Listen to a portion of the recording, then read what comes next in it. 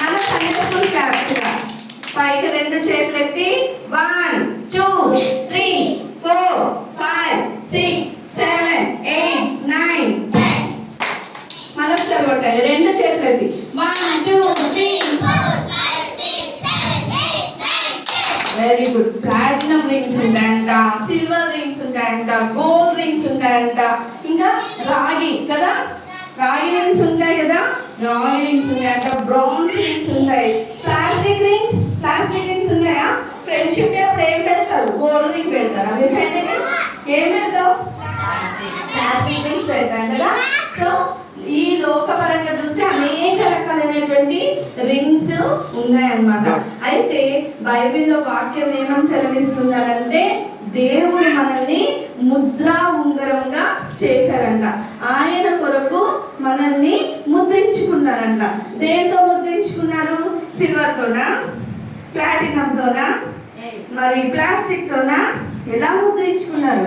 యేసయ్య యొక్క రక్తం చేత. ఆయన మన కోసం సిల్వర్ రక్తం కాచారు కదా, రక్తం కాచి ఆయన యొక్క రక్తం చేత మనల్ని ముద్రించుకున్నారనమాట. నా పేరేం తెలుసా మీకు? మెర్సీ. ఏం పేరు? మెర్సీ. ఇప్పుడు మెర్సీ అక్క ఉంది కదా, మెర్సీ అక్కని యేసే రక్షించుకొని ఆయన యొక్క రక్తం చేత నన్ను ముద్రించుకున్నారు. నీ పేరేంటి? జనితని. మిమ్ములందరూ కూడా మనం ఎవరి రక్తం చేత ముద్రింపబడ్డాం నానా? యేసయ్య రక్తం. గోల్డా, ప్లాటినమా, సిల్వర్? అదేంటో అంతకంటే ఎక్కువైనటువంటి యేసయ్య రక్తం చేత మనము ముద్రించబడ్డాం. ముద్రించబడ్డ మనం ఏం చేయాలంట? దేవుణ్ణి స్తుతించాలి, ఆయనని ఆరాధించాలి. అంతేగాని యేసయ్య రక్తం చేత ముద్రించబడ్డ మనము ఖాళీగా చేతులు కట్టుకొని కూర్చోవాలా? ప్రార్థన చేయాలి. ఎంతమంది ప్రార్థన చేశారు ఈరోజు ఉదయం? Very good. చేతి చిన్నగా వేసిన మీతో ఎవరు చేయలే? అరే కదా. యేసే రక్తం చేత మనము ముద్రించబడ్డామంట. యేసే రక్తం చేత ముద్రించబడ్డ మనం ఏం చేయాలంట? యేసేని స్తుతించాలి, ఆయన నామాన్ని ఆరాధించాలి.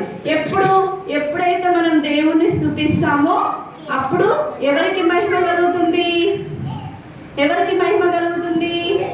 యేసేకి మహిమ. ఎవరు ఓడిపోతారు? మనం ఓడిపోతామా? ఎవరు ఓడిపోతారు? సాతాను ఓడిపోతారు. Very good. సాతాను ఓడిపోవాలి, యేసయ్యకి మహిమ కలగాలి కదా. కలగాలి అంటే మనం దేవుణ్ణి స్తుతించాలి. ఎలా స్తుతిస్తాం? మన చేతులతోటి, మన నోటితోటి, మన కాళ్ళతోటి దేవుణ్ణి స్తుతిస్తామంట. దానికి సంబంధించిన పాట నేర్చుకుందామా? నేర్చుకుంటారా? Are you ready?